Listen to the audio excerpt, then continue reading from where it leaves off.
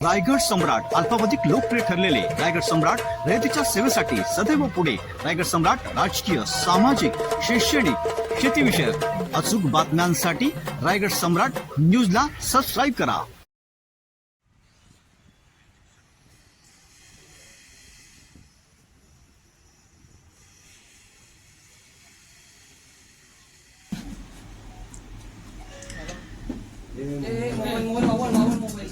Kharghar police स्टेशनच्या हद्दीत राहणारे सुशांत मोरे 23 मार्चला त्याचा मित्र अभिनंदन माळी आणि ड्रायव्हर यांच्यासह त्यांच्या घरी पायी चालत जात होते.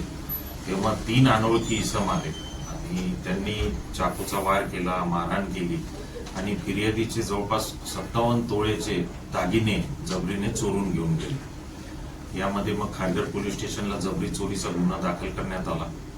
गुन्ह्याचं गांभीर्य ओळखून आपण API Dalvi, API Barkade, API Yewale आणि एपीआय शिंदे यांच्या नेतृत्वाखाली 4 तपास पथकं तयार केली. तपासादरम्यान असं निष्पन्न झालं की यातील फिर्यादीचा मित्र अभिनंदन माळी याचीच हे सोन्याची दागिने बघून नियत फिरली होती आणि त्यांनी हा कट रचला. त्याचे नातेवाईक राहुल माळी जो आहे त्याला त्यांनी सांगितलं की आपल्याला हे दागिने लुटायचे आहेत.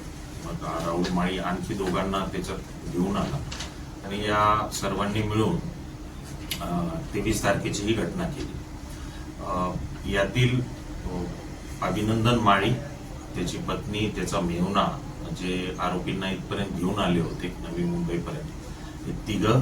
त्यानंतर हे 2 शुभम पाटोळे आणि संदीप गुजळे हे 2 आरोपी, असे 5 जण यापूर्वीच खारघर पोलिसांनी अटक केले होते. तथापि यातील मुख्य आरोपी ज्यांच्याकडे हा सोन्याचे दागिने सर्व ऐवज होता, हर्षद सगरे आणि राहुल माळी, हे गेले 1-1.5 महिने फरार होते. एपीआय बरकडे आणि यांची टीम यांच्या 8 दिवस झाले मागावर होती. हे मुख्य आरोपी बाळूमामाच्या पालखीच्या मागे जे मेंढरं असतात त्याच्या मागे सामील व्हायची आणि 3-4 जिल्ह्यामध्ये फिरायची, सतत पोलिसांना हुलकावणी द्यायची. आमच्या पथकाने त्यांना शिताफींना अटक केलेली आहे. त्यांना अटक केल्यानंतर पोलीस कस्टडी रिमांड सध्या घेण्यात आलेला आहे आणि त्यांच्याकडून 57 तोळे दागिने खारघर पोलिसांनी रिकव्हर केलेले आहेत. त्याचप्रमाणे या गुन्ह्यात वापरलेली कार, मोटरसायकल, त्याचप्रमाणे हत्यार हे सर्व सुद्धा रिकव्हर करण्यात आलेले आहे. सर, नागरिकांना याबाबत आता सोनं इतकं महाग आहे, काय आवाहन कराल तुम्ही? आता सोनंचे दागिने घालण्याचा अधिकार प्रत्येकाचाच आहे. तथापि एवढ्या मोठ्या प्रमाणात म्हणजे 55-60 तोळे सोनं जेव्हा आपण अंगावर घालतो तेव्हा मग काही लोकांचा वाईट विचार येऊन असे प्रकार घडू शकतात. त्यामुळे या दृष्टीनं नागरिकांनी थोडीशी खबरदारी घेणं अपेक्षित आहे. धन्यवाद सर.